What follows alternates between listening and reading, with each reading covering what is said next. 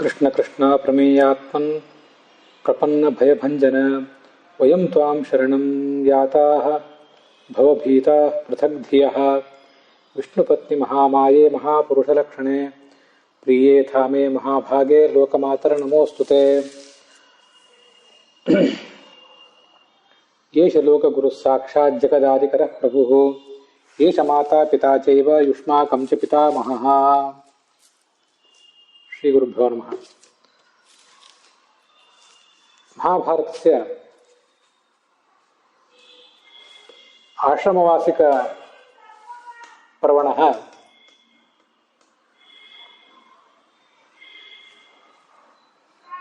ಶ್ರವಣೆ ಕೃತಕ್ಷಣಾನಾಂ ಸರ್ವೇಷಾಂ ಅಸ್ಮಾಕಂ ಅದ್ಯ ಸಪ್ತಮಃ ಭಾಗಃ, 7ನೇ ಭಾಗ. ಶ್ರವಣಪಥಗಾಮಿ ಭವಿಷ್ಯತಿ. ತತ್ರ ವಾವಿಳ್ಳಿ ರಾಮಸ್ವಾಮಿ ಶಾಸ್ತ್ರಿಣಾಂ ಪಾಠೆ 21 ಅಧ್ಯಾಯಃ,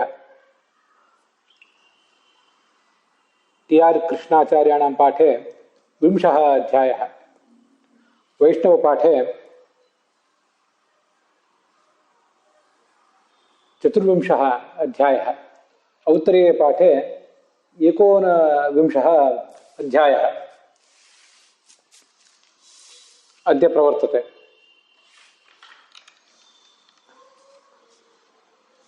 ಧೃತರಾಷ್ಟ್ರಃ ಸದಾರಃ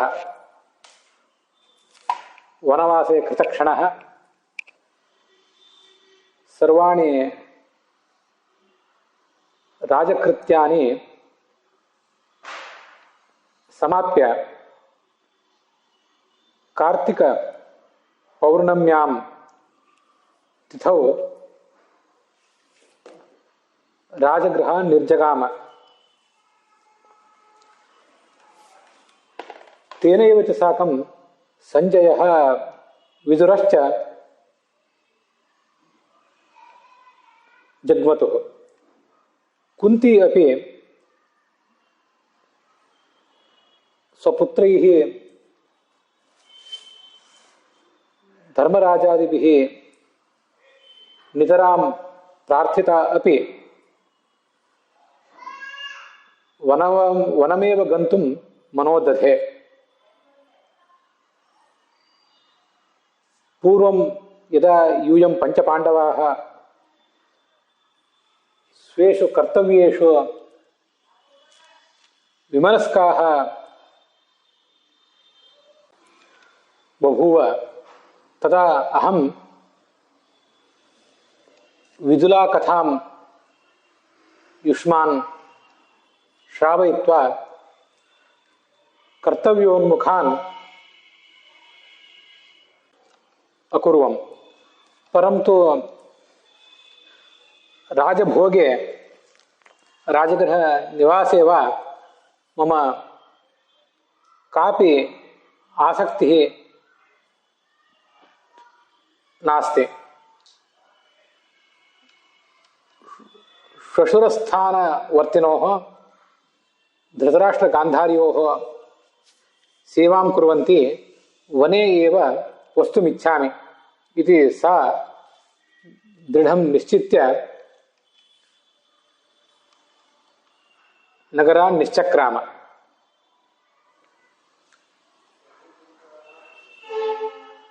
ಸರ್ವೇಪಿ ಪೌರಜಾನಪದಾಃ ಪಂಚಪಾಂಡವಸಹಿತಾಃ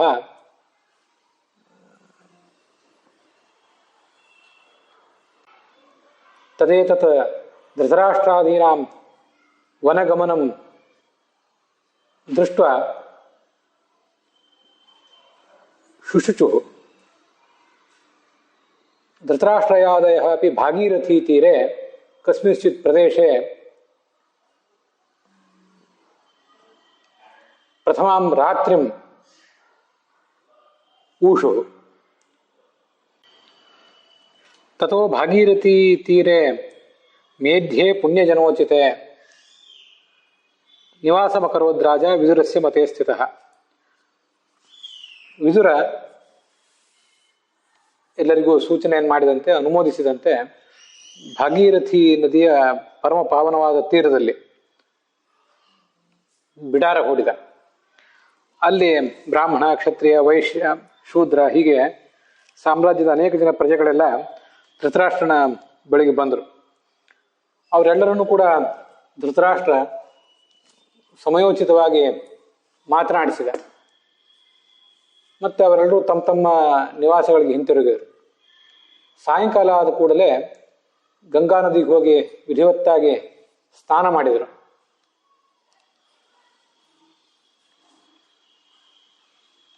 ಸಂಧ್ಯೋಪಾಸನ ಇತ್ಯಾದಿ ಕಾರ್ಯಗಳನ್ನು ಮಾಡಿದರು. ಕುಂತಿ ಧೃತರಾಷ್ಟ್ರನನ್ನ ಮತ್ತೆ ಗಾಂಧಾರಿಯನ್ನ ಆಶ್ರಮಕ್ಕೆ ಕರೆದುಕೊಂಡು ಹೋದ್ಲು. ಅಲ್ಲಿ ಒಂದು ವೇದಿಕೆಯನ್ನ ನಿರ್ಮಿಸಿದ್ರು. ಆ ವೇದಿಕೆಯಲ್ಲಿ ಧೃತರಾಷ್ಟ್ರ ಹೋಮ ಮಾಡಿದ. ಹೀಗೆ ಆವತ್ತಿನ ನಿತ್ಯ ಕರ್ಮಗಳನ್ನು ಮಾಡಿದ್ರು. ಮುಂದೆ ಅಲ್ಲಿ ಕುರುಕ್ಷೇತ್ರಕ್ಕೆ ಪ್ರಯಾಣ ಮಾಡಿದ ಈ ಧೃತರಾಷ್ಟ್ರ ತನ್ನ ಪರಿವಾರದೊಂದಿಗೆ. ಅಲ್ಲಿ ಶತಯೂಪ ಅಂತ ಒಬ್ಬ ರಾಜ, ಆ ರಾಜನ ಬಳಿಗೆ ಬಂದು ಮುಟ್ಟಿದರು. ಆಸಸಾದಾಥ ರಾಜರ್ಷಿಂ ಶತಯೂಪಂ ಮುನೀಷಿಣಂ. ಶತಯೂಪ ಅಂತ ರಾಜನ ಹೆಸರು. ಅವನು ಕೂಡ ಅಲ್ಲಿ ವಾನಪ್ರಸ್ಥಾಶ್ರಮಕ್ಕಾಗಿಯೇ ಬಂದಿದ್ದ. ಅವನು ಕೇಕಯ ದೇಶದ ರಾಜನಾಗಿದ್ದಂತೆ. ಮಗನಿಗೆ ರಾಜ್ಯಭಾರವನ್ನು ಒಪ್ಪಿಸಿ ತಾನು ವಾನಪ್ರಸ್ಥಾಶ್ರಮಕ್ಕೆ ಹೋಗಬೇಕು ಅಂತ ತೀರ್ಮಾನ ಮಾಡಿ ಅವನು ಇಲ್ಲಿಗೆ ಬಂದಿದ್ದ. ಮುಂದೆ ಧೃತರಾಷ್ಟ್ರ ಆ ಶತಯೂಪ ರಾಜನ ಜೊತೆಗೆ ಸ್ವಲ್ಪ ಕಾಲ ವಾಸ ಮಾಡಿದ. ತೇನಾಸೌ ಸಹಿತೋ ರಾಜ ಯಯೌ ವ್ಯಾಸಾಶ್ರಮಂ ಪ್ರತಿ. ಅಲ್ಲೇ ಸಮೀಪದಲ್ಲಿ ವೇದವ್ಯಾಸರ ಆಶ್ರಮ ಇತ್ತು. ಅಲ್ಲಿಗೆ ಈ ಧೃತರಾಷ್ಟ್ರನನ್ನ ಕರ್ಕೊಂಡು ಹೋದ. ಆ ಸಂದರ್ಭದಲ್ಲಿ ಆ ಶತಯೂಪ ವೇದವ್ಯಾಸರ ಸೂಚನೆಗೆ ಅನುಸಾರವಾಗಿ ಈ ಧೃತರಾಷ್ಟ್ರನಿಗೆ ವಾನಪ್ರಸ್ಥಾಶ್ರಮದ ನಿಯಮಗಳನ್ನೆಲ್ಲ ಹೇಳಿಕೊಟ್ಟ. ಮತ್ತೆ ಗಾಂಧಾರಿ ದೇವಿನೂ ಕೂಡ ವಲ್ಕಲಾಜಿನ ವಾಸಿನಿ, ನಾರುಮಡಿ ಮತ್ತೆ ಕೃಷ್ಣಾಜಿನ ಇತ್ಯಾದಿಗಳನ್ನು ಉಟ್ಕೊಂಡು ತಾನು ಕೂಡ ಕುಂತಿಯ ಜೊತೆಗೆ ಆ ವಾನಪ್ರಸ್ಥಾಶ್ರಮವನ್ನ ಆಚರಿಸಿದರು. ಇದು ಕರ್ಮೇಂದ್ರಿಯ, ಇದು ಜ್ಞಾನೇಂದ್ರಿಯ, ಹೀಗೆ ಎಲ್ಲವನ್ನು ಕೂಡ ನಿಯಂತ್ರಣದಲ್ಲಿ ಇಟ್ಕೊಂಡು ಅವರು ಆ ಧರ್ಮವನ್ನ, ವಾನಪ್ರಸ್ಥ ಧರ್ಮವನ್ನು ಮುಂದುವರಿಸಿದರು. ಧೃತರಾಷ್ಟ್ರನ ಸ್ಥಿತಿ ಹೇಗಿತ್ತು ಅಂದ್ರೆ, ಅವನ ಶರೀರದಲ್ಲಿರುವಂಥ ಮಾಂಸ ಎಲ್ಲ ಒಣಗಿ ಹೋಗಿ ಕೇವಲ ಚರ್ಮ, ಮೂಳೆಗಳು ಮಾತ್ರ ಇಟ್ಕೊಂಡಿದ್ದು. ತೀವ್ರವಾದಂಥ ತಪಸ್ಸನ್ನು ಆಚರಿಸಿದ. ವಿದುರ, ಸಂಜಯರು ಕೂಡ ನಾರುಮಡಿಗಳನ್ನು ಉಟ್ಟು ತಪಸ್ಸು ಮಾಡಿದರು. ಮತ್ತೆ ಧೃತರಾಷ್ಟ್ರನಿಗೆ ಸಲ್ಲಬೇಕಾದಂಥ ಸೇವೆಯನ್ನೆಲ್ಲ ಸಲ್ಲಿಸ್ತಾ ಇದ್ರು. ಅದೇ ಸಂದರ್ಭಕ್ಕೆ ಕೆಲವು ಜನ ಮುನಿಗಳು ಅಲ್ಲಿಗೆ ಬಂದರು. ನಾರದ, ಪರ್ವತ, ದೇವಲ ಮತ್ತೆ ದ್ವೈಪಾಯನರು, ಹೀಗೆ ಅನೇಕ ಜನ ಆ ಶತಯೂಪ ರಾಜರನ್ನ ನೋಡ್ಬೇಕು ಅಂತ ಅಲ್ಲಿಗೆ ಬಂದರು. ಕುಂತಿ ಆ ಬಂದವ್ರನ್ನೆಲ್ಲ ಸತ್ಕರಿಸಿದರು. ಅವರಿಗೆಲ್ಲ ಇವರು ಮಾಡುವಂಥ ಸೇವೆಯನ್ನ ನೋಡಿ, ಇವರ ಗಾಢವಾದಂಥ ತಪಸ್ಸನ್ನು ನೋಡಿ ಬಹಳ ಸಂತೋಷ ಅನಿಸಿತು ಬಂದಂಥ ಋಷಿಗಳಿಗೆ.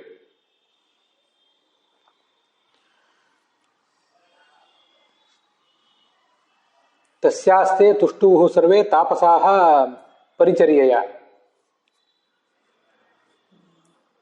ಮುಂದೆ ಬಂದವರೆಲ್ಲ ಅನೇಕ ಥರದ ಧಾರ್ಮಿಕ ಪ್ರವಚನಗಳನ್ನ ಇತ್ಯಾದಿಗಳನ್ನು ಮಾಡಿದರು.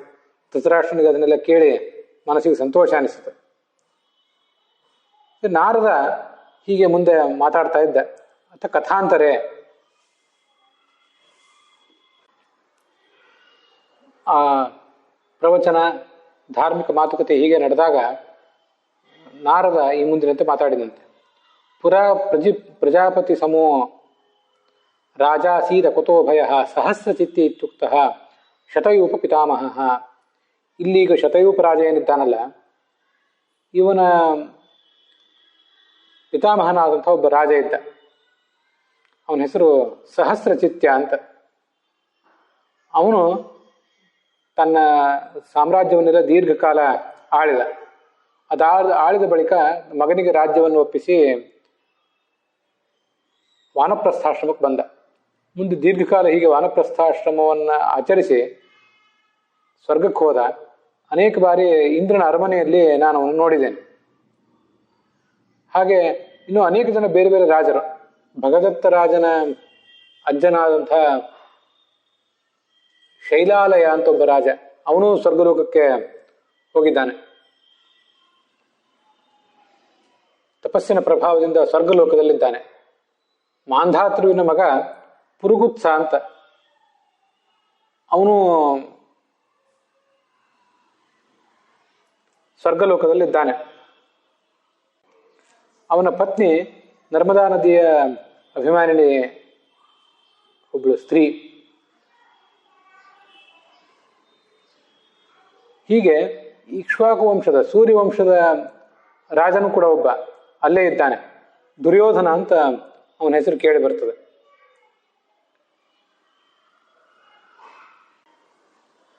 ಇಲ್ಲೊಂದು ಸಂಗತಿ ನಾವು ಗಮನಿಸ್ಬೇಕು. ಇಕ್ಷ್ವಾಕು ವಂಶದ ದುರ್ಯೋಧನ ಅಂತ ಒಬ್ಬ ರಾಜ, ಅವನು ಕೂಡ ಇಲ್ಲೇ ತಪಸ್ಸು ಮಾಡಿದ್ದಾನೆ ಅಂತ ಈಗ ಕೇಳಿ ಬರ್ತದೆ. ಆದರೆ ಅದಕ್ಕೆ ಬೇಕಾದಂತಹ ಪಾಠ ಆ ಮೂಲ ಪಾಠದಲ್ಲಿ ಇಲ್ಲಿ ಕಂಡು ಬರೋದಿಲ್ಲ. ವೈಷ್ಣವ ಪಾಠದಲ್ಲಿ ಹಾಗೆ ಹೇಳಿದ್ದಾರೆ, ಆದರೆ ದುರ್ಯೋಧನ ಅನ್ನೋ ಹೆಸರೇ ಆ ಪಾಠದಲ್ಲಿ ಮೂಲದಲ್ಲಿ ಕಾಣಿಸೋದಿಲ್ಲ. ಶಶಲೋಮ ಅಂತ ಒಬ್ಬ ರಾಜ ಇದ್ದ. ಶಶಲೋಮ ಅಂತ ಕೆಲವು ಕಡೆ ಇದೆ, ಶತಲೋಮ ಅಂತ ಇನ್ ಕಡೆ ಕೆಲವು ಕಡೆ ಇದೆ. ಶಾಲಲ ಅಂತನೂ ಹೆಸರಿದೆ. ಹೆಸರು ನಾವು ಏನು ತೀರ್ಮಾನಿಸೋದು ಕಷ್ಟ. ಅವನು ತಪಸ್ಸು ಮಾಡಿದ್ದಾನೆ, ಮತ್ತೆ ಸ್ವರ್ಗಲೋಕಕ್ಕೆ ಹೋಗಿದ್ದಾನೆ. ಧೃತರಾಷ್ಟ್ರನಿಗೆ ನಾರದ ಹೇಳಿದ, ನೀನು ಕೂಡ ಈ ತಪೋವನಕ್ಕೆ ಬಂದಿದ್ದಿ, ವೇದವ್ಯಾಸ ದೇವರ ಅನುಗ್ರಹವನ್ನು ಸಂಪಾದನೆ ಮಾಡಿದ್ದಿ, ಮತ್ತೆ ಅದರಂತೆ ನೀನು ಕೂಡ ಸದ್ಗತಿಯನ್ನು ಪಡೆಯುತ್ತೆ. ಗಾಂಧಾರಿಯು ಕೂಡ ನಿನ್ನ ಜೊತೆಗೆ ಸದ್ಗತಿಯನ್ನು ಪಡಿತಾಳೆ. ನಿನ್ನ ಸಹೋದರ ಪಾಂಡು ಮಹಾರಾಜ ಇಂದ್ರನ ಜೊತೆಗಿದ್ದಾಳೆ. ನಿತ್ಯವೂ ನಿನ್ನನ್ನು ಸ್ಮರಿಸ್ತಾನ ಅವನು. ನೀನು ಪುಣ್ಯಲೋಕವನ್ನು ಪಡೆದಾಗ ಅವನು ಕೂಡ ನಿನ್ನ ಜೊತೆಗೆ ಅಲ್ಲಿ ಇರ್ತಾನೆ. ನಾವು ದಿವ್ಯ ಚಕ್ಷುಷಿನಿಂದ ಇದನ್ನೆಲ್ಲ ನೋಡಬಲ್ಲೆವು. ವಯಮೇವ ಪ್ರಪಶ್ಯಾಮಃ ನೃಪತೆ ದಿವ್ಯ ಚಕ್ಷುಷ. ಮತ್ತು ಈ ವಿದುರ ಈಗ ತಪಸ್ಸು ಮಾಡ್ತಾನೆ, ಮುಂದೆ ಅವನು ಕೂಡ ಸ್ವರ್ಗಲೋಕಕ್ಕೆ ಹೋಗೋನಿದ್ದಾನೆ. ಆಗ ಪ್ರವೇಕ್ಷತಿ ಸ್ವಮ ಆತ್ಮಾನಂ ವಿದುರಸ್ತು ಯುಧಿಷ್ಠಿರಂ. ಈ ವಿದುರ ಯುಧಿಷ್ಠಿರನನ್ನು ಪ್ರವೇಶ ಮಾಡ್ತಾನೆ. ವಿದುರ ಮತ್ತು ಯುಧಿಷ್ಠಿರ ಇಬ್ಬರು ಕೂಡ ನಮಗೆ ಈಗಾಗಲೇ ಗೊತ್ತಿರುವಂತೆ ಯಮಧರ್ಮನ ಅವತಾರಭೂತರಾದವರು. ವಿದುರ ಮತ್ತೆ ಯುಧಿಷ್ಠಿರ ಎಂಬ ಎರಡು ಅಂಶಗಳಿಂದ ಯಮ ಭೂಲೋಕಕ್ಕೆ ಬಂದಿದ್ದಾನೆ. ವಿದುರ ಧೃತರಾಷ್ಟ್ರನಿಗೆ ಈ ಧರ್ಮರಾಜನಿಗಿಂತ ಹಿರಿಯ. ಅವನು ಮೊದಲು ಈ ಭೂಮಿಯನ್ನು ಬಿಟ್ಟು ಹೋಗ್ತಾನೆ. ಆದರೆ ಇನ್ನೂ ಧರ್ಮರಾಜ ಇಲ್ಲಿ ಇರಬೇಕಾಗಿದೆ. ಆದ್ರಿಂದ ಆ ಅಂಶ ಪೂರ್ಣವಾಗಿ ಒಮ್ಮೆಲೆ ಆ ಮೂಲ ರೂಪವಾದ ಯಮನನ್ನು ಸೇರೋದಿಲ್ಲ. ನಾವು ಅದನ್ನು ಮುಂದೆ ನೋಡ್ತೇವೆ. ಅದು ಧರ್ಮರಾಜನಲ್ಲಿ ಹೋಗಿ ಸೇರ್ತದೆ. ಧರ್ಮರಾಜನು ಕೂಡ ಮಹಾಪ್ರಸ್ಥಾನ ಮಾಡಿದ ಬಳಿಕ ಏನೋ ತನ್ನ ಶರೀರವನ್ನು ಪರಿತ್ಯಾಗ ಮಾಡ್ತಾನೆ. ಆಗ ಶರೀರವನ್ನು ಪರಿತ್ಯಾಗ ಮಾಡಿದಾಗ ಅಥವಾ ಅವನು ಸ್ವರ್ಗಲೋಕಕ್ಕೆ ಸಶರೀರನಾಗಿ ಅಲ್ಲಿ ಹೋದ ಬಳಿಕ ಮುಂದೆ ಯಮನಲ್ಲಿ ಪೂರ್ಣವಾಗಿ ಅವನ ಅಂತರ್ಗತನಾಗ್ತಾನೆ, ಲೀನನಾಗಿ ಹೋಗ್ತಾನೆ. ಸಂಜಯನೂ ಕೂಡ ಸ್ವರ್ಗವನ್ನು ಪಡೀತಾನೆ. ವೈಶಂಪಾಯನರು ಕಥೆಯನ್ನೆಲ್ಲ ಹೇಳ್ತಾ ಹೋದ್ರು. ಧೃತರಾಷ್ಟ್ರನಿಗೆ ಅದನ್ನ ಕೇಳಿ ಬಹಳ ಸಂತೋಷ ಅನಿಸಿತು.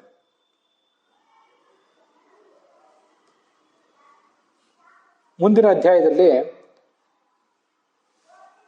ಆ ರಾಜರ್ಷಿ ಶತಯೂಪ ನಾರದರನ್ನ ಮತ್ತು ಏನೇನೋ ಪ್ರಶ್ನಿಸಿದ, ಕೆಲವು ವಿಷಯಗಳನ್ನು ತಿಳ್ಕೊಳ್ಬೇಕು ಅಂತ. ಅಹೋ ಭಗವತಾರಾಜ್ಞ ಪ್ರೀತಿರಸ್ಯ ವಿವರ್ಧಿತ ಸರ್ವಸ್ಯ ಚ ಜನಸ್ಯಾಸ್ಯ ಮಮ ಚೈವ ಮಹಾಮತೆ.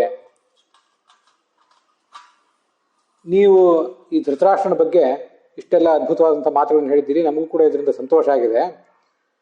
ಧೃತರಾಷ್ಟ್ರನ ಕುರಿತು ನಾವು ಇನ್ನೂ ಅನೇಕ ಸಂಗತಿಗಳನ್ನು ತಿಳ್ಕೊಳ್ಬೇಕಾಗಿದೆ. ನೀವು ಈ ದಿವ್ಯ ಚಕ್ಷುಷಿನಿಂದ ಜಗತ್ತಿನ ಎಲ್ಲಾ ಸಂಗತಿಗಳನ್ನು ನೋಡಬಲ್ಲಂಥವ್ರು. ಸ್ವರ್ಗಲೋಕಕ್ಕೆ ಹೋಗ್ತಾನೆ ಧೃತರಾಷ್ಟ್ರ ಅಂತ ಹೇಳಿದ್ರಿ, ಆದರೆ ಆತನಿಗೆ ಯಾವ ಗತಿ ಸಿಗ್ತದೆ ಅದನ್ನು ನೀವು ಹೇಳಲಿಲ್ಲ. ಇತ್ಯುಕ್ತೋ ನಾರದಸ್ತೇನ ವಾಕ್ಯಂ ಸರ್ವಮನೋನುಗಂ. ಈ ಮುಂದಿನಂತೆ ಧೃತರಾಷ್ಟ್ರ ಈ ನಾರದರು ಮಾತು ಹೇಳಿದರು, ನಾನು ಸ್ವಚ್ಛಂದವಾಗಿ ಎಲ್ಲಿ ಬೇಕಾದಲ್ಲಿ ಸಂಚಾರ ಮಾಡಲಿಕ್ಕೆ ಶಕ್ತಿ ಇರುವಂಥವನು. ಇಂದ್ರನ ಬಳಿಗೆ ಹೋಗಿದ್ದೆ, ಇಂದ್ರನ ಬಳಿಗೆ ಪಾಂಡು ಮಹಾರಾಜನನ್ನು ಕೂಡ ನಾನು ನೋಡಿದೆ.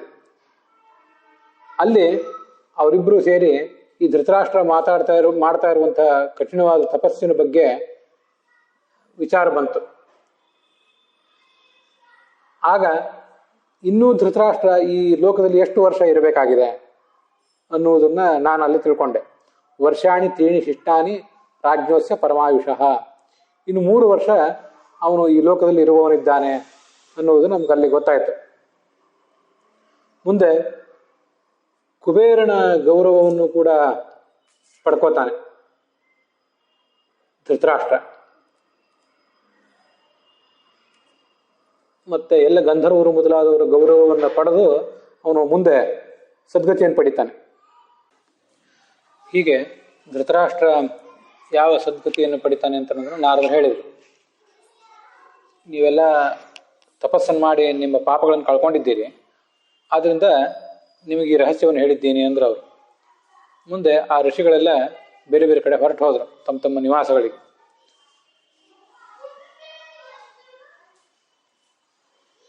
ಏವಂ ಗತೆ ಕೌರವೇಂದ್ರೆ ದುಃಖ ಶೋಕ ಸಮಾಹಿತಾ ಅಂತ ಮುಂದಿನ ಅಧ್ಯಾಯ. ಧೃತರಾಷ್ಟ್ರ ಹೀಗೆ ಅರಣ್ಯದಲ್ಲಿ ಇರ್ತಾ ಇದ್ದ. ಪಾಂಡವರಿಗೆ ಬಹಳ ದುಃಖ ಆಯಿತು. ತಾಯಿಯನ್ನು ಕಳ್ಕೊಂಡ ದುಃಖವೂ ಕೂಡ ಅವರನ್ನು ಬಾಧಿಸಿತು. ಅವರು ಹೀಗೆ ಆಲೋಚನೆ ಮಾಡ್ತಾ ಇದ್ರು, ನಮ್ಮ ರಾಜ ಅರಣ್ಯದಲ್ಲಿ ಹೇಗೆ ಇದ್ದಾನೆ, ಕುಂತಿ ಅರಣ್ಯದಲ್ಲಿ ಹೇಗಿರ್ಲಿಕ್ಕೆ ಸಾಧ್ಯ? ಅವನು ಸುಖವಾಗಿ ಅರಮನೆಯಲ್ಲಿ ಇರಬೇಕಾಗಿತ್ತು, ಈಗ ಅಲ್ಲಿ ಹೋಗಿದ್ದಾನಲ್ಲ, ಅದು ಹೇಗೆ?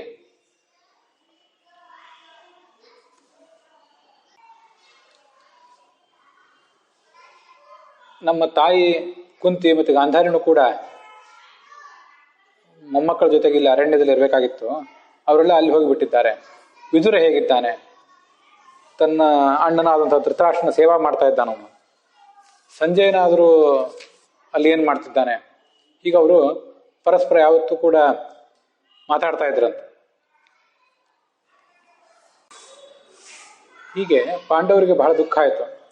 ಅವರಿಗೆ ಹಸ್ತಿನಾವತಿಯಲ್ಲಿ ಬಹಳ ಕಾಲ ಕಳೀಲಿಕ್ಕೆ ಆಗಲಿಲ್ಲ.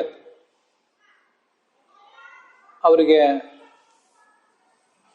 ಮತ್ತೆ ಉಳಿದವರಿಗೂ ಕೂಡ ರಾಜ್ಯದ ಕಾರ್ಯಭಾರ, ವೇದಾಧ್ಯಯನ ಇತ್ಯಾದಿ ಯಾವುದರಲ್ಲೂ ಕೂಡ ಆಸಕ್ತಿ ಉಳಿಲಿಲ್ಲ. ನಿದ್ರಾ ಉಪಲೇ ಬೇರೆ ನಿದ್ರೆನೇ ಬರಲಿಲ್ಲ ಅಂತವ್ರು.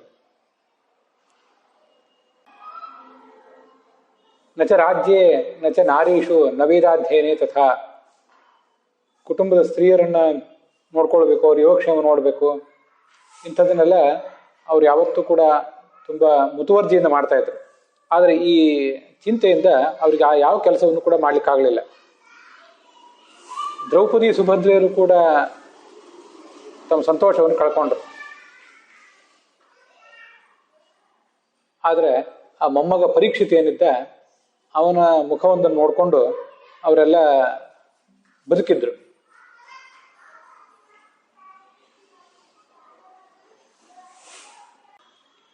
ನಮ್ಮ ತಾಯಿ ತುಂಬ ಕೃಷಳಾಗಿರಬೇಕು, ಅವಳು ಗಾಂಧಾರಿ ಮತ್ತು ಧೃತರಾಷ್ಟ್ರನ ಸೇವೆಯನ್ನು ಹೇಗೆ ಮಾಡ್ತಿದ್ದಾಳೆ, ಹೀಗೆಲ್ಲ ಆಲೋಚನೆ ಮಾಡ್ತಿದ್ದಾಗ ಅವರಿಗೆ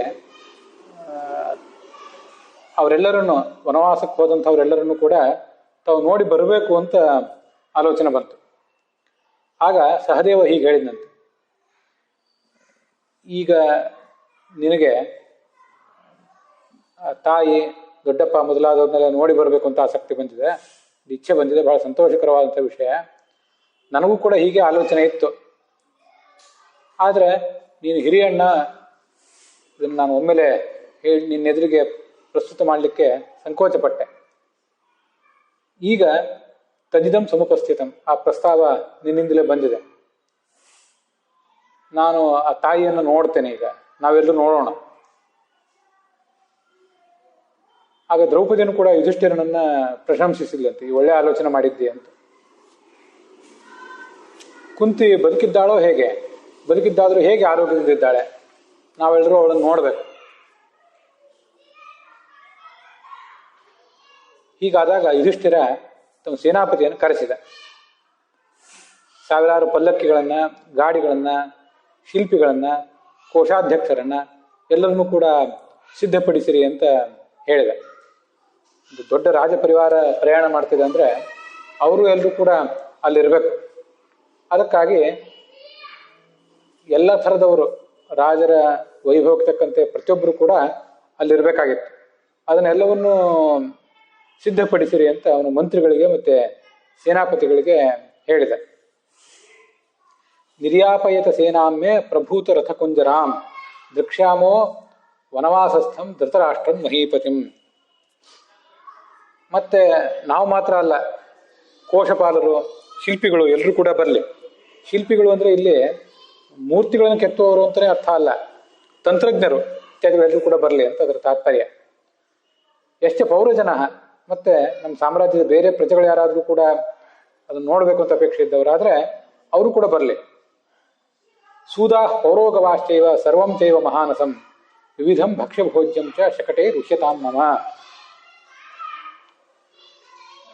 ಅಡಿಗೆಗಳನ್ನು ಮಾಡುವಂಥವ್ರು ಮತ್ತೆ ಆ ಪಾಕಶಾಲೆಯ ಮೇಲ್ವಿಚಾರಣೆ ನೋಡ್ಕೊಳ್ಳುವಂಥವ್ರು, ಅವರಿಗೆ ಪೌರೋಗವರು ಅಂತ ಕರೀತಾರೆ. ಅವರೆಲ್ಲರೂ ಕೂಡ ಹೊರಡಲಿ ಅಂತ ಯುಧಿಷ್ಠಿರ ಆಜ್ಞಾಪನೆ ಮಾಡಿದ.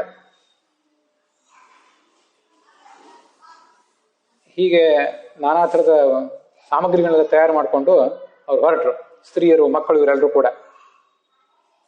ಮತ್ತೆ ಅವನು ಅರಣ್ಯದ ಹೊರಗೆ ಬಂದಂತೆ. ಸ ಬಹಿರ್ ದಿವಸನೇವ ಜನೌಘಂ ಪರಿಪಾಲಯನ್ ನ್ಯವಸನ್ ನೃಪತಿ ಪಂಚ ತಥೋ ಗಚ್ಚನ್ ವನಂ ಪ್ರತಿ. ಈ ಊರಿನಿಂದ ಹೊರಗಡೆ ಬಂದು, ರಾಜಧಾನಿಯಿಂದ ಹೊರಗಡೆ ಬಂದು 5 ದಿವಸ ಕಾಯ್ದಂತೆ ಧೃತರಾಷ್ಟ್ರ. ಮತ್ತು ಜನಸಾಮಾನ್ಯರು ಯಾರಾದರೂ ಬರೋರಿದ್ರೆ ಬಂದು ಮುಟ್ಲಿ, ಮತ್ತೆ ನಾವೆಲ್ಲರೂ ಕೂಡ ಮುಂದೆ ಹೋಗಬಹುದು ಅಂತ ಅವನ ಆಲೋಚನೆ ಆಗಿತ್ತು ಅಂತ. ಇಲ್ಲಿಗೆ ಅಧ್ಯಾಯ ಮುಕ್ತಾಯ ಕಂಡಿದೆ. ಇಲ್ಲಿ ಪೌರೋಗವ ಅಂತ ಒಂದು ಶಬ್ದ ಇದೆ, ಅದು 25ನೇ ಶ್ಲೋಕ. ಸೂದಾಹ ಪೌರೋಗವಾಶ್ಚೈವ ಅಂತ. ಅದರ ಕುರಿತಾಗಿ ನಾನೊಂದಿಷ್ಟು ವಿಷಯವನ್ನು ಹೇಳಬೇಕಾಗಿದೆ. ಇದು ವೈಷ್ಣವ ಪಾಠದಲ್ಲಿ 28ನೇ ಅಧ್ಯಾಯ, ಅಲ್ಲಿ 25ನೇ ಶ್ಲೋಕ. ಪೌರೋಗವಾಹ ಇತ್ಯತ್ರ ಪೌರೋಗವಾಹ ದಧ್ನಃ ಅಧ್ಯಕ್ಷಾಃ ಪೌರೋಗವಸ್ತದಧ್ಯಕ್ಷಃ ಸೂಪಕಾರಾಸ್ತು ಬಲ್ಲವಾಹ ಇತಿ ಅಮರಃ ಅಂತ ಲಕ್ಷಾಲಂಕಾರ ಅದನ್ನ ವರ್ಣನೆ ಮಾಡಿದೆ. ಏನರ್ಥ? ಪೌರೋಗವರು ಅಂದ್ರೆ ದಧ್ನಃ ಅಧ್ಯಕ್ಷಾಃ, ದಧಿ ಅಂದ್ರೆ ಮೊಸರು, ಮೊಸರಿನ ಅಧ್ಯಕ್ಷರು ಅಂತ. ಅದಕ್ಕೆ ಅವರ ಅಮರಕೋಶದ ಆಧಾರ ಕೊಡ್ತಾರೆ. ಪೌರೋಗವಃ ತದಧ್ಯಕ್ಷಃ. ಸೂಪಕಾರರು ಅಂದ್ರೆ ಬೇರೆ ಅಡಿಗೆಯವರು ಏನಿರ್ತಾರೆ ಅವರೆಲ್ಲರನ್ನು ಕೂಡ ಬಲ್ಲವರು ಅಂತ ಹೇಳ್ತಾರೆ. ಇದಿಷ್ಟು ನಮ್ಗಲ್ಲಿ ಕಂಡು ಬಂದಿರುವಂಥದ್ದು. ಇಲ್ಲಿ ಪೌರೋಗವಃ ತದಧ್ಯಕ್ಷ ಅಂತ ಅಮರಕೋಶ ಇದೆಯಲ್ಲ, ಅಮರಕೋಶದ ಭಾಗವನ್ನು ನಾವು ಅದನ್ನು ತೆಗೆದು ನೋಡಿದರೆ ಪೌರೋಗವಃ ತದಧ್ಯಕ್ಷ ಅಂತ ಹೀಗೆ ಕಂಡು ಬರ್ತದೆ. ತದಧ್ಯಕ್ಷ ಅಂದ್ರೆ ಏನರ್ಥ? ಹಿಂದೆ ಅಲ್ಲಿ ಏನು ಬಂದಿದೆ ಇದನ್ನೆಲ್ಲ ನಾವು ನೋಡ್ಬೇಕು. ಅಮರಕೋಶದಲ್ಲಿ 2ನೇ ವರ್ಗ, 2ನೇ ಕಾಂಡ, ಅಲ್ಲಿ 9ನೇ ವೈಶ್ಯವರ್ಗ. ಆ ವೈಶ್ಯವರ್ಗದಲ್ಲಿ 27ನೇ ಶ್ಲೋಕ ಅದು. ಸಮಾನವು ರಸವಂತ್ಯಾಂತು ಪಾಕಸ್ಥಾನ ಮಹಾನಸೆ ಪೌರೋಗವಸ್ತದಧ್ಯಕ್ಷ ಸೂಪಕಾರಾಸ್ತು ಬಲ್ಲವಾಹ ಅಂತ. ರಸವತಿ ಅಂದ್ರೆ ಅಡಿಗೆ ಮನೆ. ಆ ಅಡಿಗೆ ಮನೆ ಅನ್ನೋ ಅರ್ಥವನ್ನು ಹೇಳುವಂಥ 2 ಪುಲ್ಲಿಂಗ ಶಬ್ದಗಳಿವೆ, ಪಾಕಸ್ಥಾನ ಮತ್ತು ಮಹಾನಸ ಅಂತ. ಪುಲ್ಲಿಂಗ ಅಂತಲ್ಲ, ಒಂದು ಪಾಕಸ್ಥಾನ ಅನ್ನೋದು ನಪುಂಸಕಲಿಂಗ, ಮತ್ತೆ ಮಹಾನಸ ಅಂತ ಅನ್ನೋದು ಪುಲ್ಲಿಂಗ ಶಬ್ದ. ಹೀಗೆ ಅಡಿಗೆ ಮನೆಯನ್ನು ಹೇಳಲಿಕ್ಕೆ ಒಂದು ರಸವತಿ, ಯಾಕಂದ್ರೆ ಅಲ್ಲೇ ಮಧುರವಾದ ಭಕ್ಷ್ಯ ಭೋಜ್ಯಗಳನ್ನೆಲ್ಲ ತಯಾರು ಮಾಡುವಂಥ ಕೇಂದ್ರ ಇರೋದು. ಇದು ರಸವತಿ ಅಂತ ಸ್ತ್ರೀಲಿಂಗ ಶಬ್ದ, ಪಾಕಸ್ಥಾನ ಅಂತ ನಪುಂಸಕಲಿಂಗ ಶಬ್ದ, ಮಹಾನಸ ಅಂತ ಪುಲ್ಲಿಂಗ ಶಬ್ದ. ಇದು ಆ ಶ್ಲೋಕದ ಪೂರ್ವಾರ್ಧ. ಒಂದು ಉತ್ತರಾರ್ಧದಲ್ಲಿ ಪೌರೋಗವಃ ತದಧ್ಯಕ್ಷ ಸೂಪಕಾರಾಸ್ತು ಬಲ್ಲವಾಹ, ಅಲ್ಲಿ ತಸ್ಯ ಅಂದ್ರೆ ಮಹಾನಸಸ್ಯ ಅಧ್ಯಕ್ಷ, ಹಿಂದೆ ಮಹಾನಸ ಅಂತ ಶಬ್ದ ಬಂದಿದೆ. ಆ ಅಡಿಗೆ ಮನೆಯ ಅಧ್ಯಕ್ಷ ಅಂದ್ರೆ ಮುಖ್ಯಸ್ಥ, ಅವನನ್ನು ಪೌರೋಗವ ಅಂತ ಹೇಳ್ತಾರೆ. ಮುಂದೆ ಸೂಪಕಾರಾಹ ತು ಬಲ್ಲವಾಹ, ಆ ಅಡಿಗೆ ಮಾಡುವವರೆಲ್ಲರನ್ನು ಕೂಡ ಬಲ್ಲವರು ಸೂಪಕಾರರು ಅಂತ ಹೀಗೆ ವರ್ಣನೆ ಮಾಡ್ತಾರೆ. ಪೌರೋಗವ ಅಂದ್ರೆ ಶಬ್ದಕ್ಕೆ ಅರ್ಥ ಏನು? ಪುರಃ ಪೂಜಿತ ಗೌಹು ಭೂಮಿ.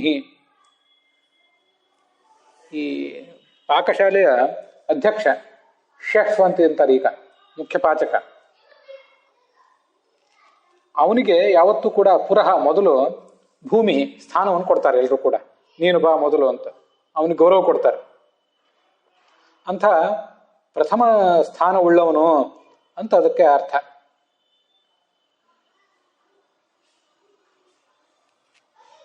ಮುಂದೆ ಸೂಪಕಾರ, ಶೋಭನಾಹ ಆಪಹ ಅಸ್ಮಿನ್ ಇತಿ ಅಪಹ ಅತಃ ಇತಿ. ಯಾರು ಆ ನೀರು ಮೊದಲಾದವುಗಳನ್ನು ಉಪಯೋಗ ಮಾಡಿ ಸರಿಯಾದ ಉತ್ತಮವಾದ ಅಡಿಗೆಗಳನ್ನು ಮಾಡ್ತಾರೋ ಅವರನ್ನ ಸೂಪಕಾರರು ಅಂತ ಈಗ ವರ್ಣನೆ ಮಾಡ್ತಾರೆ. ಸೂಪ ಅಂದ್ರೆ ಸೂಪ್, ಸಾರು ಏನಿದೆ ಆ ಸಾರಿಗೂ ಕೂಡ ಸೂಪ್ ಅಂತ ಹೇಳ್ತಾರೆ. ಆ ಅರ್ಥನೂ ಕೂಡ ಒಂದು ಕಂಡು ಬರ್ತದೆ. ಅದರಿಂದ ಯಾವ ಅರ್ಥ ಅಂತ ಅನ್ನೋದನ್ನ ನಾವು ತೀರ್ಮಾನಿಸುವುದು ಕಷ್ಟ. ಅಂತೂ ಹೀಗೊಂದು ಅರ್ಥ ಅಲ್ಲಿ ಕಂಡು ಬಂದಿದೆ. ನಮಗೀಗ ನಾವು ಗಮನ ಕೇಂದ್ರೀಕರಿಸಬೇಕಾದ್ದು ಸೂಪಕಾರ ಮತ್ತು ಬಲ್ಲವ ಅದ್ರ ಬಗ್ಗೆ ಅಲ್ಲ, ಪೌರೋಗವ ಅಂತ ಅನ್ನೋದ್ರ ಬಗ್ಗೆ. ಪೌರೋಗವ ಅನ್ನೋ ಶಬ್ದದ ಬಗ್ಗೆ, ಶಬ್ದದ ನಿಷ್ಪತ್ತಿ ನಾವು ನೋಡಿ ಆಯ್ತು. ಇನ್ನ ಅದೇನು ಹೇಳಿದೆ? ಪೌರೋಗವ ತದಧ್ಯಕ್ಷ, ತಸ್ಯ ಅಧ್ಯಕ್ಷ ತದಧ್ಯಕ್ಷ ಅಂತ ಷಷ್ಠಿ ತತ್ಪುರುಷ ಸಮಾಸ. ತಸ್ಯ ಅಂದ್ರೆ ಆ ಪಾಕಶಾಲೆಯ ಅಧ್ಯಕ್ಷ, ತದ್ ತತ್ ಅಂತ ಮೂಲ ಶಬ್ದ ಅದು. ತತ್ ಎಂಬಲ್ಲಿ ತಕಾರ ಇದೆ, ಅಧ್ಯಕ್ಷ ಎಂಬಲ್ಲಿ ಅಕಾರ ಇದೆ. ತತ್ ಅಧ್ಯಕ್ಷ ತದಧ್ಯಕ್ಷ ಅಂತ ಹೀಗೆ ದ ಅಂತ ಆಗಿದೆ. ಅದು ಮೊದಲು ತ ಇದೆ, ಮುಂದಿನ ತಕಾರ ಜಸ್ವ ಸಂಧಿಯನ್ನು ಪಡೆದು ತದಧ್ಯಕ್ಷ ಅಂತ ಇಷ್ಟ ಆಗ್ತದೆ. ಇದು ಇರೋದು. ನಾವು ಹಲಾಯುಧ ಕೋಶ, ಅಮರಕೋಶ ಇತ್ಯಾದಿ ಯಾವುದೇ ಕೋಶ ತೆಗೆದು ನೋಡಿದ್ರು, ಮತ್ತೆ ಯಾವುದೇ ಕೋಶಗಳನ್ನು ತೆಗೆದು ನೋಡಿದ್ರು ಎಲ್ಲಾ ಕಡೆ ಇದೇ ಕಾಣಿಸೋದು. ಇದನ್ನು ಬಿಟ್ಟು ಬೇರೆ ಅರ್ಥ ಕಾಣಿಸೋದಿಲ್ಲ ಪೌರೋಗವ ಅಂತ ಅನ್ನೋದಕ್ಕೆ. ಅಡಿಗೆ ಶಾಲೆಯ ಮುಖ್ಯಸ್ಥ ಅಂತ ಅದರ ಅರ್ಥ. ಈ ಲಕ್ಷಾಲಂಕಾರ ಪೌರೋಗವಸ್ತದಧ್ಯಕ್ಷ ಸೂಪಕಾರಸ್ತು ಬಲ್ಲವಾಹ ಅಂತ ಅಮರಕೋಶವನ್ನೇನೋ ಸರಿಯಾಗಿ ಉಲ್ಲೇಖ ಮಾಡಿದೆ. ಆದ್ರೆ ಅಮರಕೋಶದ ಅರ್ಥ, ಪದಚ್ಛೇದ ಈ ಲಕ್ಷಾಲಂಕಾರಕಾರರಿಗೆ ಆಗಿದೆಯೋ ಇಲ್ಲೋ ಅಂತ ನಂಗೆ ಸಂಶಯ ಬಂತು. ಯಾಕೆಂದ್ರೆ ದಧ್ನ ಅಧ್ಯಕ್ಷ ಅಂತ ಬರೆದಿದ್ದಾರೆ. ದಧ್ನ ಅಧ್ಯಕ್ಷ ಅಂದ್ರೆ ಏನು? ಮೊಸರಿನ ಅಧ್ಯಕ್ಷರು ಅಂತ ಅರ್ಥದ ಅದಕ್ಕೆ. ಅದನ್ನ ನೋಡ್ಕೊಂಡು ಅನ್ನಕಾರರು ದಧಿ ಮೊದಲಾದ ರಸ ಪದಾರ್ಥಗಳನ್ನು ನೋಡಿಕೊಳ್ಳುವವರು ಅಂತ ಹೀಗೆ ಅರ್ಥ ಬರೆದಿದ್ದಾರೆ ಇವರು ಅನುವಾದ ಮಾಡೋರು. ಸೂದಾಹ ಅಂದ್ರೆ ಅನ್ನಕಾರರು, ಪೌರೋಗವಾಹ ಅಂದ್ರೆ ಈ ದಧಿ ಮೊಸರು ಮೊದಲಾದ ರಸ ಪದಾರ್ಥಗಳನ್ನು ನೋಡಿಕೊಳ್ಳುವವರು ಅಂತ. ಇದು ಲಕ್ಷಾಲಂಕಾರದ ಏನು ಅಪಚಾರ ಇದೆ ಅದನ್ನ ನೋಡಿ ಮಾಡಿರುವಂತಹ ಅನುವಾದ. ದಧಿ ಅನ್ನೋ ಅರ್ಥವನ್ನು ಹೇಳಲಿಕ್ಕೆ ಆ ಅಮರಕೋಶದಲ್ಲಿ ಶಬ್ದ ಏನಿದೆ ಅಂತ ಪ್ರಶ್ನೆ ನಂದು. ಪೌರೋಗವಾಹ ತದ್ ಅಧ್ಯಕ್ಷ, ಪಾಕಶಾಲೆಯ ಅಧ್ಯಕ್ಷ ಅಂತ ಅಲ್ಲಿರೋದು. ದಧಿ ಅನ್ನೋ ಶಬ್ದವೇ ಅಲ್ಲಿಲ್ಲ ಮೂಲ ಅಮರಕೋಶದಲ್ಲಿ. ಹಾಗೆ ಪದಚ್ಛೇದ ಮಾಡ್ಲಿಕ್ಕೆ ಸಾಧ್ಯವೂ ಕೂಡ ಇಲ್ಲ. ಹೀಗೆ ಅಮರಕೋಶವನ್ನು ಸರಿಯಾಗಿ ಉಲ್ಲೇಖ ಏನೋ ಮಾಡಿದ್ದಾರೆ, ಆದ್ರೆ ಆ ಅಮರಕೋಶದ ಸರಿಯಾಗಿ ಓದ್ಲಿಕ್ಕೆ ಆಗಲಿಲ್ಲ ಅಂತ ಕಾಣಿಸ್ತದೆ ಅವರಿಗೆ. ಹಿಂದೆನೂ ಕೂಡ ಈ ತರ ಮಾಡಿದ್ದಾರೆ. ಪರಿವಿತ್ತಿ ಅನ್ನೋ ಶಬ್ದವನ್ನ ವಿವರಣೆ ಮಾಡುವಾಗ ಹಿಂದೆನೂ ಕೂಡ ಇಂಥ ಅಪಚಾರ ಮಾಡಿದೆ ಲಕ್ಷಾಲಂಕಾರ. ಯಾವುದನ್ನೋ ಉಲ್ಲೇಖ ಮಾಡ್ತದೆ, ನೆನಪಾಗ್ತದೆ ಲಕ್ಷಾಲಂಕಾರಕಾರರಿಗೆ, ಆದ್ರೆ ಅದರ ಅರ್ಥ ಏನು, ಅದನ್ನ ಪದಚ್ಛೇದ ಮಾಡೋದು ಹೇಗೆ ಅಂತ ಅದು ಗೊತ್ತಾಗೋದಿಲ್ಲ. ಸರಿಯಾಗಿ ಓದ್ಲಿಕ್ಕೆ ಗೊತ್ತಾಗದೆ, ಅನ್ವಯ ಮಾಡ್ಲಿಕ್ಕೆ ಗೊತ್ತಾಗದೆ ಅದನ್ನೇನೋ ಉಲ್ಲೇಖ ಮಾಡಿ ತಪ್ಪಾಗಿ ಹೇಳ್ತದೆ. ದಧಿ ಅಂತ ಹೇಳಲಿಕ್ಕೆ ಶಬ್ದವೇ ಅಲ್ಲಿ ಅಮರಕೋಶದಲ್ಲಿ ಇಲ್ಲ, ಆದ್ರೆ ಲಕ್ಷಾಲಂಕಾರಕಾರರಿಗೆ ಅದು ಹೊಳೆದಿದೆ. ಇಂಥ ಅಪಚಾರಗಳನ್ನು ಅದು ಮಾಡ್ತಾ ಬಂದಿದೆ. ಹೋಗ್ಲಿ, ಪೌರೋಗವ ಅನ್ನೋ ಶಬ್ದಕ್ಕೆ ಮೊಸರಿನ ಮತ್ತು ಹಾಲು ಹೈನಿನ ಜವಾಬ್ದಾರಿ ನೋಡ್ಕೊಳ್ಳುವನು ಅಂತ ಅರ್ಥ ಹೇಳುವ ಉದ್ದೇಶ ಲಕ್ಷಾಲಂಕಾರಕ್ಕಿದ್ರೆ ಅದು ಬೇರೆ ಎಲ್ಲಿಯಾದ್ರೂ ಅರ್ಥವನ್ನಾದ್ರೂ ಅದು ಹೇಳಬೇಕಲ್ಲ. ಆಚಾರ್ಯರು ಶಬ್ದ ನಿರ್ಣಯ ಮೊದಲಾದವುಗಳನ್ನು ಯಾವ್ಯಾವುದನ್ನು ಹೇಳ್ತಿರ್ತಾರೆ. ಆ ಥರ ಏನಾದರೂ ಹೇಳುವ ಉದ್ದೇಶ ಇದೆಯಾ ಲಕ್ಷಾಲಂಕಾರಕಾರರಿಗೆ? ಹಾಗೆ ಹೇಳುವ ಧೈರ್ಯ ಇದೆಯಾ? ಇದು ಯಾವುದನ್ನು ಆಲೋಚನೆ ಮಾಡಿದ ಅನುವಾದನೂ ಮಾಡಿದಾರಲ್ಲ. ಸಂಸ್ಕೃತ ಸಾಹಿತ್ಯಕ್ಕೆ ಅಪಚಾರ, ಮೂಲ ಮಹಾಭಾರತಕ್ಕೆ ಅಪಚಾರ, ವ್ಯಾಸರಿಗೆ ಮತ್ತೆ ಮಧ್ವಾಚಾರ್ಯರಿಗೆ ಎಲ್ರಿಗೂ ಕೂಡ ಅಪಚಾರ. ಇಲ್ಲಿ ವ್ಯಾಸರು ಮಧ್ವರು ಹೇಳಿದಂತೆ ಬೇರೆ ಅರ್ಥಗಳಲ್ಲಿ ಇಲ್ಲೇನಿಲ್ಲ. ವ್ಯಾಸರು ಗ್ರಂಥ ರಚನೆ ಮಾಡಿದ್ದಾರೆ ಅಷ್ಟೇ. ಆಚಾರ್ಯರು ಇದು ಈ ಸಣ್ಣ ಸಣ್ಣ ವಿಷಯಗಳನ್ನೇನು ನಿರೂಪಣೆನೂ ಮಾಡಲಿಲ್ಲ. ಆ ಲಕ್ಷಾಲಂಕಾರ ಮಾಡಿದಂಥ ಅಪಚಾರಗಳನ್ನು ಹೀಗೆ ಸ್ವಲ್ಪ ಗಮನಿಸ್ತಾ ಇರಬೇಕು ವಿದ್ವಾಂಸರಾದವರು. ಗಮನಿಸಬೇಕಾದವರು ವಿದ್ವಾಂಸರು. ಅವರೇ ನೋಡದೆ ಹೋದರೆ ಆ ಲಕ್ಷಾಲಂಕಾರ ಮಾಡಿದ ಅಪಚಾರಗಳನ್ನೇ ಅದೊಂದು ಅಲಂಕಾರ ಅಂತ ಪರಮಭಕ್ತಿಯಿಂದ ಕಣ್ಣಿಗೆ ಹೊತ್ಕೊಂಡು ಅದನ್ನು ಅನುವಾದ ಮಾಡಿದರೆ ಗತಿ ಏನಾದಿತ್ತು? ಸಂಸ್ಕೃತ ಸಾಹಿತ್ಯದಲ್ಲಿ ಬೇರೆ ಕಡೆ ಎಲ್ಲಾದರೂ ಈ ಅರ್ಥ ಇದೆಯಾ? ಅಮರಕೋಶ ನಿಮ್ಗೆ ಅರ್ಥ ಆಗ್ಲಿಲ್ವೋ ಅಥವಾ ಸರಿಯಾಗಿ ಓದ್ಲಿಕ್ಕೆ ಬರಲಿಲ್ವೋ? ಲಕ್ಷಾಲಂಕಾರಗಾದ್ರೆ ಉತ್ತರ ಹೇಳಬೇಕಷ್ಟೆ. ಮತ್ತೊಮ್ಮೆ ವಿನಂತಿ ಮಾಡ್ಕೋತೇನೆ, ಮಹಾಭಾರತವನ್ನು ಓದುವಾಗ ಲಕ್ಷಾಲಂಕಾರವನ್ನು ಎಷ್ಟು ದೂರ ಇಡ್ತೀವೋ ಅಷ್ಟು ಕ್ಷೇಮ, ಅಷ್ಟು ಸರಿಯಾಗಿ ನಮ್ಮ ಮಹಾಭಾರತ ಅರ್ಥ ಆಗ್ತದೆ. ಅದನ್ನು ಲಕ್ಷ ಅಲಂಕಾರ ಅಂತಂದರೆ, ಲಕ್ಷ ಅಪಚಾರ ಅಂತಂದರೆ ಬೇರೆ ವಿಧಿ ಇಲ್ಲ. ಅಲ್ಲಿಗೆ ಇವತ್ತಿನ ಈ ಭಾಗ ಸಮಾಪ್ತವಾಗಿದೆ. 25ನೇ ಅಧ್ಯಾಯ ಪಾವಿಳ್ಳಿ ರಾಮಸ್ವಾಮಿ ಶಾಸ್ತ್ರಿಗಳ ಪಾಠದಲ್ಲಿ, ಮತ್ತು TR ಕೃಷ್ಣಾಚಾರ್ಯರ ಪಾಠದಲ್ಲಿ 24ನೇ ಅಧ್ಯಾಯ, ವೈಷ್ಣವ ಪಾಠದಲ್ಲಿ ಅದು 28ನೇ ಅಧ್ಯಾಯ, ಮತ್ತು 22ನೇ ಅಧ್ಯಾಯ ಉತ್ತರ ಭಾರತದ ಪಾಠದಲ್ಲಿ ಇದು ಸಮಾಪ್ತವಾಗಿದೆ.